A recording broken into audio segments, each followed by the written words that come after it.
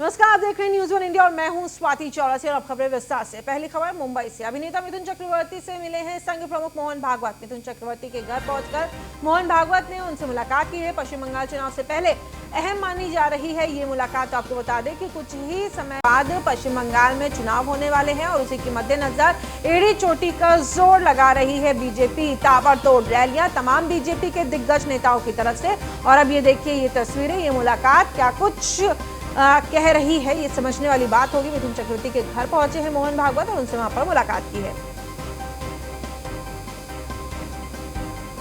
और अभिनेता मिथुन चक्रवर्ती से संघ प्रमुख ने मुलाकात की है। आपको बता दें बहुत कम समय रह गया है पश्चिम बंगाल में चुनाव को लेकर के। और एक के बाद एक जिस तरीके से ममता बनर्जी की पार्टी के तमाम नेता उनकी पार्टी को छोड़ करके, टीएमसी को छोड़ करके बीजेपी में शामिल हो रहे हैं, उससे काफी कुछ स्थिति साफ होती हुई नजर आ रही है। और वहीं बीजेपी लगातार हुंकार भर रही। बीजेपी के तमाम बड़े नेता, तमाम आला नेता लगातार आपको बता दें वहां पर रैलियां कर रहे हैं, वहां की स्थितियों को समझ रहे हैं, भाप रहे हैं कि किस तरीके से है पश्चिम बंगाल में चुनाव का माहौल। और इसी के मद्देनजर अब ये मुलाकात भी अहम होती हुई नजर आ रही है। मिथुन चक्रवर्ती के घर पहुंचे खुद संघ प्रमुख मोहन भागवत। तो ये तस्वीरें बहुत कुछ कह रही हैं।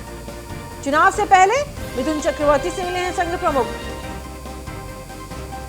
मिथुन चक्रवर्ती के घर पहुंचे मोहन भागवत और उन्होंने मुलाकात की।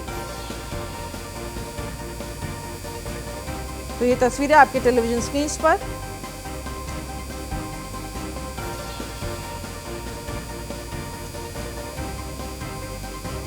ये देखिए चुनाव होने वाले हैं पश्चिम बंगाल में और उसी के मद्देनजर ये मुलाकात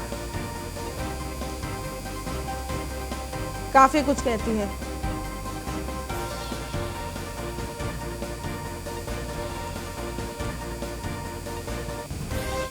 और अब रुक करते हैं अगली खबर का, जो है लखनऊ से। पंचायत चुनाव को लेकर के यूपी पुलिस ने कमर कस ली। डीजीपी ऑफिस में गठित की गई है चुनाव सेल। आपको बताएं चुनाव सेल को गठित किया गया। चुनाव से संबंधित आंकड़े इकट्ठा करेगी ये टीम। आपात स्थिति से निपटने के लिए तैयारियां की जाएंगी। यहाँ पर 25 मार्च तक जारी हो सकती है पंचायत चुनाव की अधिसूचना। डीआईजी कानून व्यवस्था धर्मेंद्र सिंह को बनाया गया है चुनाव सेल का प्रभारी। सेल में तैनात किए गए हैं तकरीबन 30 पुलिसकर्मी। आपात स्थिति से निपटने के लिए तमाम तैयारियां की गई हैं कि किसी भी तरीके का अगर वाद विवाद होता है तो उससे निपटने के लिए एक अलग से इस सेल का गठन कर दिया गया है। डीआईजी कानून व्यवस्था धर्मेंद्र सिंह को इस आपको बता दें चुनाव सेल का प्रभारी बनाया गया है।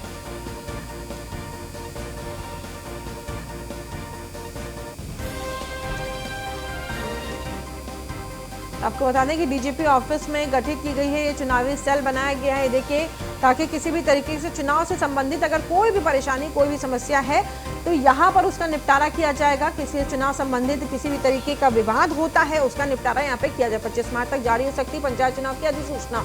और पंचायत चुनाव प्रमुखता से यूपी में होने वाले और उसके बाद यूपी में विधानसभा चुनाव को लेकर के भी सरगर्मी तेज है। लेकिन उससे पहले विधानसभा चुनाव की जमीन तैयार की जा रही है पंचायत चुनाव के द्वारा। डीजीपी ऑफिस में गठित की गई है ये चुनाव सेल, आपको बता दें। और चुनाव से संबंधित तमाम तरीके की जानकारियां, विवाद संबंधित आंकड़े, समस्याएं, उसका निपटारा इसी सेल के द्वारा किया जाएगा।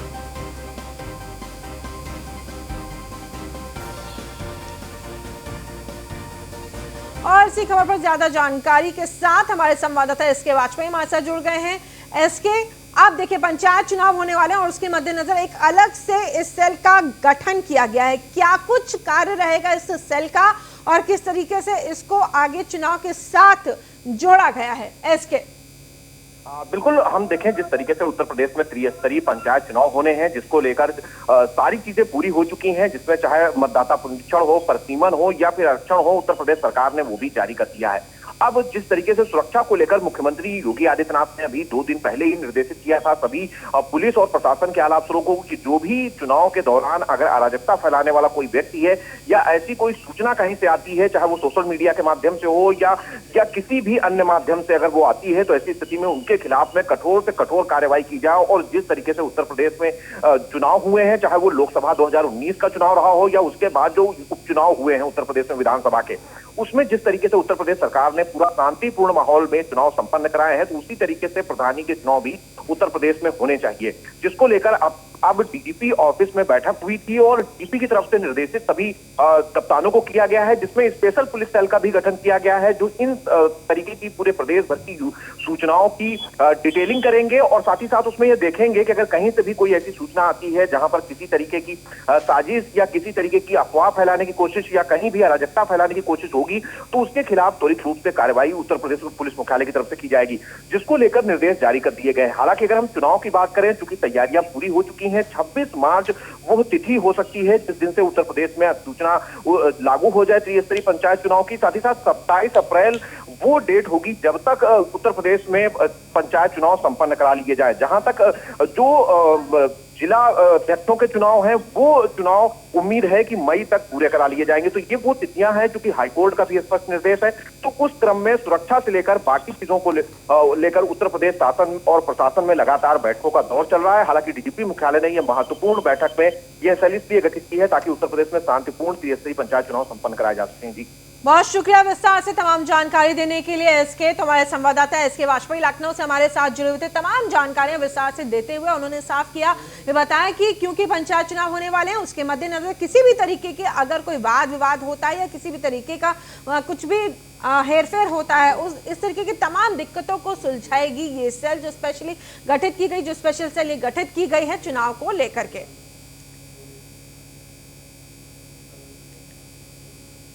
और गिरधारी के एनकाउंटर का कोर्ट ने संज्ञान लिया है। कोर्ट ने विवेचक से मांगा है गिरधारी की न्याय के हिरासत का ब्यौरा। कोर्ट के निर्देश पर मेडिकल बोर्ड ने पोस्टमार्टम किया है।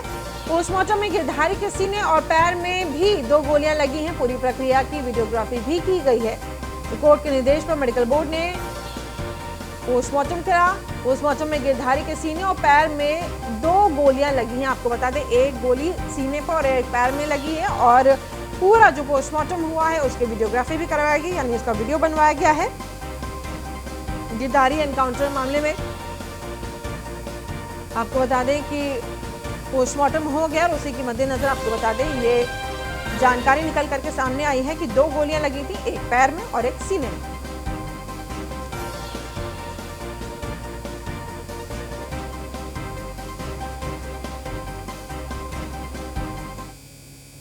और अगली खबर ग्रेटर नोएडा से, जहां पर 4 साल के मासूम का अपहरण कर उसकी हत्या कर दी गई। पुलिस ने मामले में एक आरोपी को गिरफ्तार कर लिया है, एक आरोपी वहीं फरार है। पुलिस ने आरोपी की निशानदेही पर बच्चे का शव फिलहाल बरामद कर लिया है। आपको बता दें कि पुलिस ने मामले में एक आरोपी को गिरफ्तार कर लिया है और अपहृत ऋतिक का शव साइट सी के नाले से बरामद किया गया है। मृत बच्चे के हाथ में बिस्किट का टुकड़ा भी फंसा मिला है। आरोपी विजय के पास से तमंचा और जिंदा कारतूस भी बरामद किया गया। तो यानी कि ये देखिए, बच्चे को बहला फुसला करके लेकर के जाया गया, उसका अपहरण किया गया और उसके बाद उसकी हत्या कर दी गई। क्योंकि जिस तरीके से जो जानकारी मिल रही है वो ये कि बच्चे के हाथ में बिस्किट का टुकड़ा था, यानी कि बिस्किट दे करके, टॉफी चॉकलेट दे करके बच्चे को बहलाया गया, फुसलाया गया, उसके बाद उसका अपहरण कर लिया गया।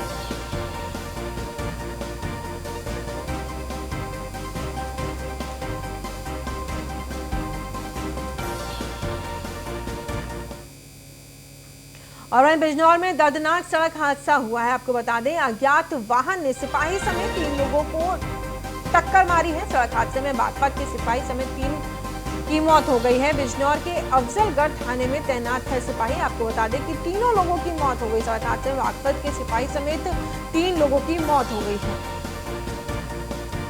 बिजनौर के अफजलगढ़ थाने में तैनात थे सिपाही और दर्दनाक सड़क हादसा, जिसमें सिपाही समेत 3 लोगों की मौत और कुल 4 लोगों की मौत हुई। यहाँ पे पुलिसकर्मी त्रिवेश वर्मा अफजलगढ़ थाने में तैनात था। किसी अज्ञात वाहन की चपेट में आकर मौके पर ही मृत्यु हो गई। सीएससी अफजलगढ़ पे लाया गया और जहां हमने उसे देखकर मृत घोषित कर दिया गया। यहाँ पे पुलिसकर्मी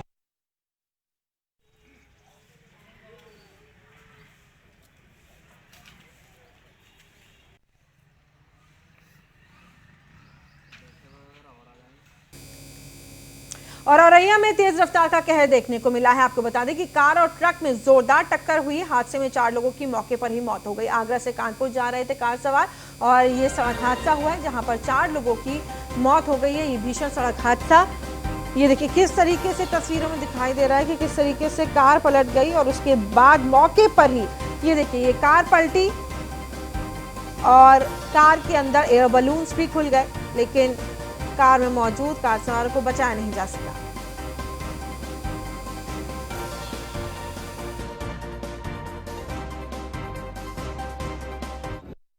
9 बजे मेरे पास ये कांस्टेबल पुलिस वाले लेके आए थे। ये पेशेंट को लेकर आए थे, इसका नाम अर्चित है। एक्सीडेंट हुआ है इसका, अभी हमें संज्ञान नहीं है कहाँ पे हुआ है।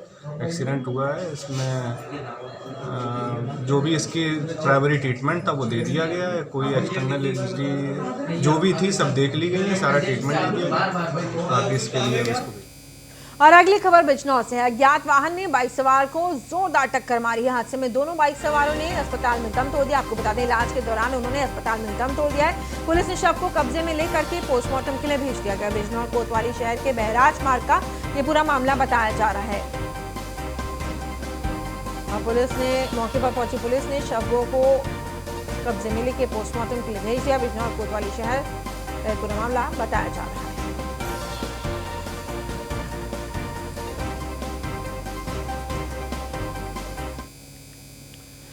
और आपको बता दें, हरदोई में बाइक के साथ एक शख्स का शव जला हुआ मिला है। एक अज्ञात शख्स का शव ये मिला है। युवक के आपको बता दें, युवक के जले हुए शव की विचलित करने वाली तस्वीरें सामने आई हैं। मौके पर पहुंची पुलिस ने शव को पोस्टमार्टम के लिए भेज दिया। क्योंकि ये तस्वीरें इतनी विचलित करने वाली थी, इस वजह से हम अपने तमाम दर्शकों को ये तस्वीरें नहीं दिखा सकते हैं। ये देखिए किस तरीके से युवक के शव जला हुआ मिला है। लोनार थाना क्षेत्र के शारदा नहर पुल की पूरी घटना बताई जा रही है।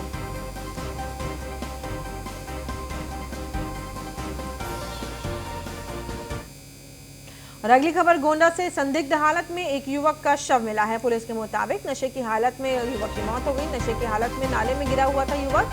नाले के पानी में डूब करके युवक की मौत हुई है। कटहल माफी गांव का रहने वाला था मृतक युवक। कोतवाली नगर के चुंगी नाका का पूरा मामला बताया जा रहा है।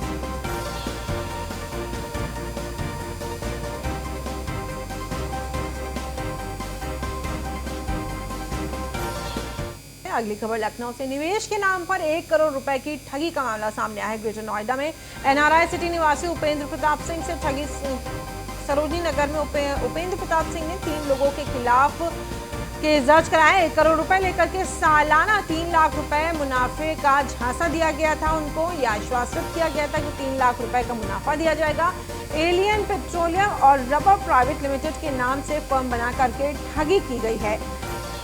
कंपनी में उपेंद्र को बनाया गया था एडिशनल डायरेक्टर। पीड़ित को कंपनी का फर्जी टर्नओवर दिखाया गया और उसके बाद उनसे ठगी करी गई।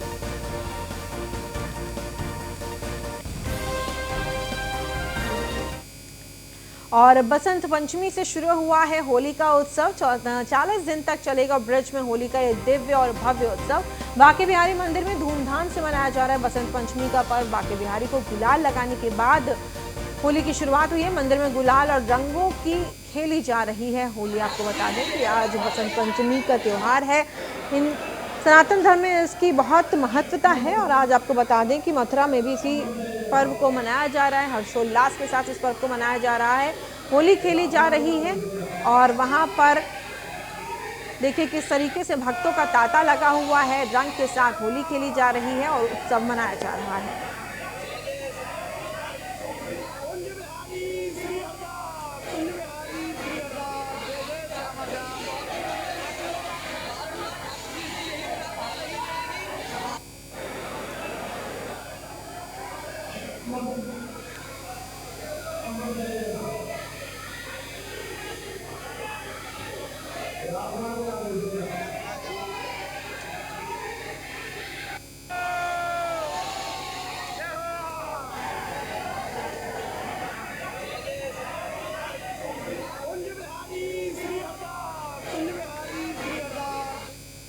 और वहीं आजम खान पर कार्रवाई करने वाले डीएम की प्रतिनियुक्ति बढ़ी है। केंद्र सरकार ने अंजने कुमार सिंह की प्रतिनियुक्ति 2 साल के लिए बढ़ा दी है। आईएएस अंजने कुमार सिंह 14 फरवरी 2023 तक यूपी में ही रहेंगे। 6 साल से यूपी में तैनात हैं। सिक्किम काडर के 2005 बैच के आईएएस अधिकारी हैं अंजने सिंह। आपको दें, सपा शासनकाल में यूपी में प्रतिनियुक्ति पर आए थे अंजने कुमार सिंह। रामपुर में कब्जा की गई जमीनों को उन्होंने ही खाली करवाया है। तो आपको बता दें कि अब रामपुर में कब्जा की गई जो जमीनें थी इन्होंने ही खाली करवाई थी और आजम खान पर कार्रवाई करने वाले डीएम की प्रतिनियुक्ति बढ़ा दी गई है।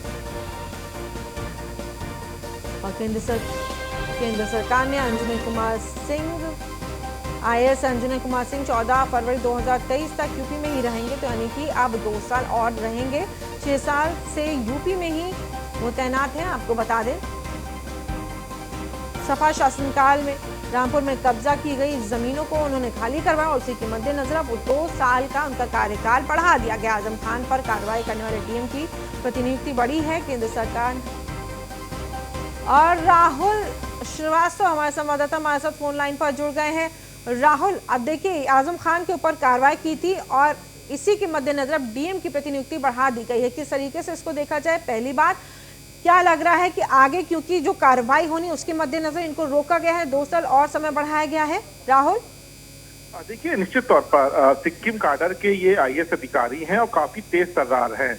समाजवादी पार्टी के शासनकाल में ये उत्तर प्रदेश में प्रतिनियुक्ति पे आए थे, लेकिन जिस तरह से इन्होंने कार्यशैली है रामपुर में, जिस तरह से इन्होंने जो गरीबों की जमीन थी जो सपा शासनकाल में दबंगई से कब्जा ली गई थी उसको इन्होंने जिस तरह छुटाया है, उनकी कार्यशैली से प्रभावित होकर केंद्र सरकार ने इनको 2 साल की और प्रतिनियुक्ति दी है। जिस तरह से पंचायत चुनाव उत्तर प्रदेश में होना है, इसके बाद 2022 में विधानसभा इलेक्शन होना है, तो ऐसे ईमानदार अफसर की उत्तर प्रदेश में जरूरत हो। शायद यही वजह रही है कि उनकी जो प्रतिनियुक्ति है वो 2 साल और बढ़ा दी गई है। उनकी कार्यशैली, जिस तरह से उन्होंने जो कब्जे जमीन की गरीबों की उनकी जमीन छुड़वाई है, उनको जमीन वापस करवाई है, शायद यही उनको इनाम मिला है कि उनकी 2 साल और उनकी प्रतिनियुक्ति बढ़ा दी गई है। 15 फरवरी 2023 तक वो उत्तर प्रदेश में तैनात रहेंगे। जी, जिस तरीके से आप बता रहे हैं, तमाम जानकारी आपने दी है कि उनके अच्छे काम को देखते हुए उनकी प्रतिनियुक्ति बढ़ाई गई है। बहुत शुक्रिया हमारे साथ जुड़ने के लिए और तमाम जानकारी साझा करने के लिए। तो केंद्र सरकार ने अंजनी कुमार सिंह की प्रतिनियुक्ति 2 साल बढ़ाई, बेहद अहम जानकारी। आपको बता दें कि IAS अंजनी कुमार सिंह 14 फरवरी 2003 और 6 साल से यूपी में ही तैनात हैं। सिक्किम कैडर के हैं, 2005 के IAS ऑफिसर। और वहीं अलीगढ़ में किसान आत्महत्या मामले में कोई कार्रवाई नहीं हुई है। 4 दिन बाद भी पुलिस ने कोई कार्रवाई नहीं की। एसडीओ के थप्पड़ से आहत होकर ही किसान ने आत्महत्या कर ली थी। बेटे ने भी आत्महत्या करने की बात कही और बिजली विभाग प्रधानी चुनाव का ये मुद्दा पूरा बताया जा रहा है। एसडीओ के थप्पड़ से आहत होकर ही किसान ने आत्महत्या कर ली थी। बेटे ने भी आत्महत्या करने की ही बात कही है।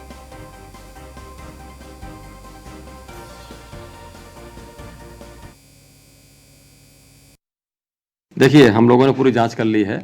इसमें विद्युत विभाग का कहीं लेश मात्र भी दोष नहीं है। जिस व्यक्ति ने आत्महत्या की है उसने अपनी किसी अन्य पारिवारिक परिस्थितियों बस या मानसिक तनाव की आत्महत्या की है, क्योंकि जो उनके लड़के के नाम से 8,500 रुपये का बिल बकाया था। केवल जो ये चर्चाएं फैलाई जा रही हैं कि साहब 1500 का बिल था और 1.5 लाख का बिल दे दिया है, ये पूरी तरह झूठ अफवाह है। हमारा मीटर्ड यूनिट का बिल था मात्र 8,500 रुपये का और उस लड़के का कनेक्शन भी नहीं काटा गया।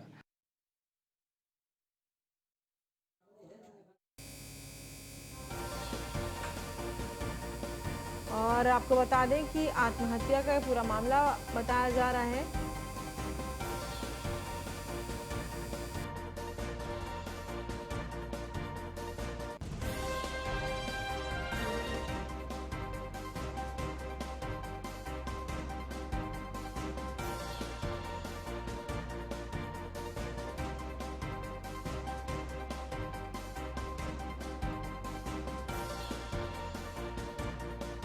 का बता रहा है मुद्दा कि और लेकिन वहीं भी हमने आपको बयान सुनवाया है बिजली विभाग में कार्यरत कर्मचारी का और उसका साफ कहना है कि बिजली विभाग का इससे कोई भी नहीं। और योगेंद्र सिंह हमारे संवाददाता फोन लाइन पर हमारे साथ जुड़ गए हैं। योगेंद्र, सबसे पहले आपसे जानना चाहेंगे कि विस्तार से बताइए कि पूरा मामला क्या है, तस्वीर साफ करें। योगेंद्र, देखिए, एक किसान है, उसकी जो कहते हैं उसका केवल 1500 रुपए का बिल था। ठीक है, उसके बाद उसके बिल को बिजली विभाग ने बढ़ा करके 1.5 लाख रुपया कर दिया। तो जब वो अपना बिल सही कराने के लिए विद्युत विभाग के चक्कर काट रहा था, तो जो वहां का एक एसपीओ है उसने उसको थप्पड़ मार दिया। उससे किसान इतना आहत हुआ कि भरी पंचायत में थप्पड़ मारा था, उसने अपने घर जाकर फांसी के फंदे पर लटक कर आत्महत्या कर दी। जिसके बाद ग्रामीणों ने उसके शव को रखकर वहां पर जाम लगा दिया और काफी हंगामा हुआ। उसके बाद भी क्या कहते हैं, उसका कोई भी किसी उस घटना से कोई भी कार्रवाई किसी भी तरीके की प्रशासन ने उस एसडीओ के ऊपर नहीं की, जिसके बाद सारे ग्रामीण आक्रोशित है और वहां पर वो प्रदर्शन कर रहे हैं कि उस एसडीओ के खिलाफ कार्रवाई की। जी, तो मतलब कुल मिलाकर के मामला यह है कि बिजली विभाग में कार्यरत एक कर्मचारी ने जब जो पीड़ित था वो शिकायत लेकर के पहुंचा तो उसके साथ अभद्रता की और उसके थप्पड़ मारा, जिससे आहत होने के बाद उसने आत्महत्या कर ली। यही है पूरा मामला। एक तो थप्पड़ मारना होता है कि आदमी को कहीं अपने ऑफिस मार दिया, लेकिन वही पूरे ग्रामीण इकट्ठा थे। उसके बाद जब उसने अपना बिल सही करने के लिए गया तो सब ग्रामीणों के सामने जो कहते उसने उसको थप्पड़ मारा भरी उसमें, और तब जो उसने अपने आप अपमानित महसूस किया, जिसके वजह से उसने आत्महत्या कर दी। अगर कोई बिजली का बिल भी भराता तो एसडीओ को ये हिम्मत किसने दे दी कि वो किसान को थप्पड़ मारे। बिल्कुल बिल्कुल सही बात है। जिस तरीके से आपने पूरा मामला विस्तार से जानकारी दी है कि अगर कोई अपनी शिकायत लेकर के आया है कि बिल अगर ज्यादा या कम आ गया है तो आप उसकी शिकायत को सुनिए और उसका निवारण करिए, ना कि उसको इस तरीके से सामाजिक तौर पर या फिर पूरे समाज के सामने, तमाम लोगों के सामने इस तरीके से उसका सम्मान कम करें या उसके सम्मान को गिराएं। बहुत शुक्रिया तमाम जानकारी के लिए। हमारे संवाददाता हमारे साथ जुड़े हुए थे, योगेंद्र सिंह हमारे साथ जुड़े हुए थे ज्यादा जानकारी देते हुए कि बिजली विभाग प्रधान चुनाव का ये पूरा मुद्दा है। किसान आत्महत्या मामले में अभी तक कोई कार्रवाई नहीं की गई है पुलिस की तरफ से और इसी के मद्देनजर ग्रामीण भी गुस्से में है।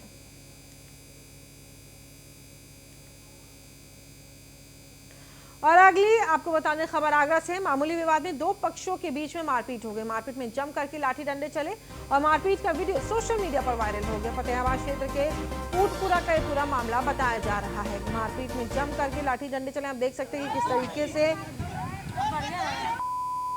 ये देखिए किस तरीके से अपशब्दों का प्रयोग किया जा रहा है और साथ ही साथ